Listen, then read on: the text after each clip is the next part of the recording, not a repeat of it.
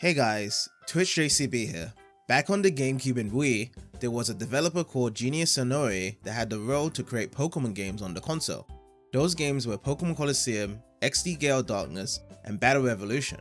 While the praises was more common on Pokemon Colosseum, its sequel however didn't follow up as planned as an improvement overall. I have played XD Gale Darkness recently and I like to share with you guys that this game should not be slept under as there's so many great qualities that I'd like to discuss.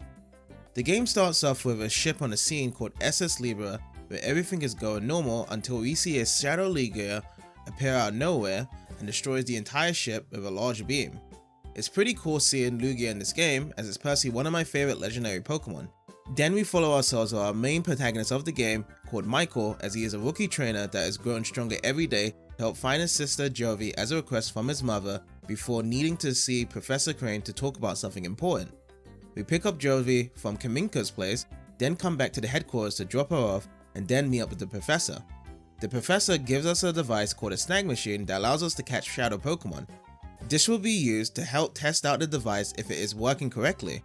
After that, a group of unknown men in suits kidnaps the professor all of a sudden and we get our chance to try out the snag machine in action as we discover a shadow Pokemon with our own eyes.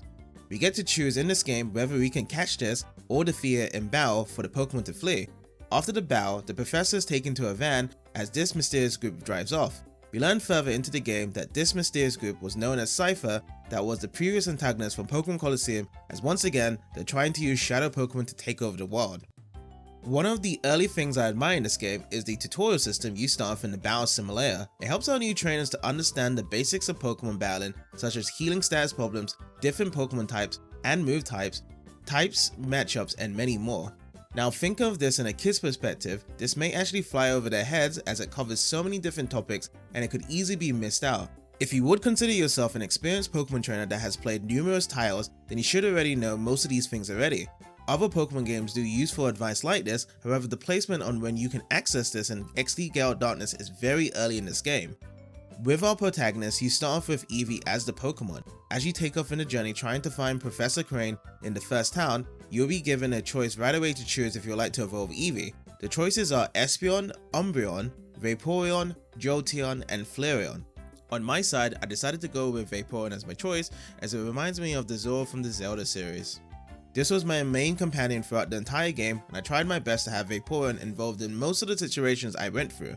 It was nice enough that the game leaned more on the side with the special attack, special defense, and HP to be the best stats when leveling up, as my special moves would deal great damage to other Pokemon during battle. Later in the game, another feature added is called the Purify Chamber. The Purify Chamber works to purify Pokemon as they are placed in the center among 4 other Pokemon in the set. The speed of the purification is decided by types between the Pokemon and the Shadow Pokemon. If the types are super effective when linked together, then the flow would increase the speed of purifying the Pokemon. There are 9 sets in total allowing you to purify 9 Pokemon at a time, as there are a lot of Shadow Pokemon in the game. Since I was catching Shadow Pokemon regularly during the story, the purification process went very quickly as I had a variety of different types and quantity of Pokemon to help speed the process within a single errand to get the Pokemon fully purified. Speaking of Shadow Pokemon, there are in total 83 different Shadow Pokemon that you'll be able to catch in the game. They are obtainable in many places in the game, as you can try different combinations to see which best works for your own team. This was always a strong factor in Pokemon games, with the idea of having so many different possibilities of what Pokemon you like to have and battle alongside you. My Pokemon team consisted of Vaporeon, Ampharos, Pidgeot, Arcanine, and Gardevoir. I like that team because they were all part of 3 different generations of Pokemon at the time. One feature that caught me off guard was catching wild Pokemon in this game. Generally, the Pokemon are usually caught by snagging shadow Pokemon from the bad guys, then purifying them to open their hearts and become a member of the team. During the game, there was a new discovery that wild Pokemon was seen in new areas in the region. We go and check it out with the advice of leaving Pokesnacks in the area until we get a signal from our PDA that a new Pokemon is located there. You get to battle the wild Pokemon by either catching it or allowing it to fade, then get back up and flee. There aren't many wild Pokemon to choose from, as there's only 9 different types to catch, but it makes for a good reason as before, there was never any wild Pokemon around. This creates an idea if there was a new game that takes place several years into the future, we could see more wild Pokemon on the horizon. In this game, we get to see new mini-games in the forms of Pokemon Battle Bingo and Battle CDs to be used for virtual battle challenges in Real Game Tower. Pokemon Battle Bingo is a game whereby you get to choose a Pokemon at first, then choose one of the 12 tiles that either has a Pokemon type or a question mark attached to it. When you land on the Pokemon type, you get yourself into a Pokemon battle with a Pokemon that matches the type. You get to either battle it, catch it with a Master Ball, or give up. When you land on a question mark, you may get a new Master Ball or more turns to play. Once you have cleared several tiles on a single line, horizontally, vertically, or diagonally, then you'll receive a bingo that awards you with an extra turn. The more bingos you get, then the more rewards you get in forms of Poke Coupons that are used in mount battles for special prizes. It's a cool concept as you get to strategize your way of moving through the tiles with the Pokemon you have in hand and use the types to your advantage to secure the best prize. The battle CDs that are used for virtual battle challenges play different scenarios that you are faced with as you are given a task to complete. This could lead to having a certain amount of turns or moves to win, as once completing the task, you get prizes to help you with your journey.